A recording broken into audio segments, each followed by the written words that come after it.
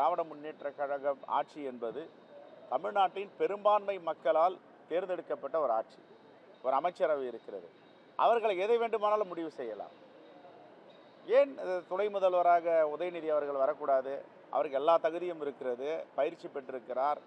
அமைச்சராக இருந்து சிறப்பாக பணியாற்றி கொண்டிருக்கிறார். நேற்று கூட சென்னையில் முதல் முறையாக தமிழ்நாட்டின் வரலாற்றில் சென்னையில் இலவசமாக நகர்ப்புற மேம்பாட்டு வாரியத்தின் அமைச்சகம் சார்பாக வீடுகளை வழங்கியிருக்கிறார்கள்.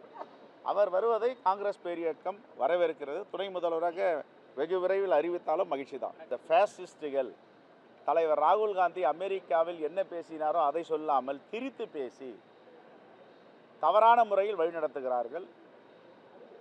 குறிப்பாக ஷெட்யூல்டின மக்களுக்கும் மலைவாழ் மக்களுக்கும் ஓபிசி மக்களுக்கும் சிறுபான்மை மக்களுக்கும் அரணாக இருப்பது தலைவர் ராகுல் காந்தி மட்டும்தான் இந்த தேசத்தில்.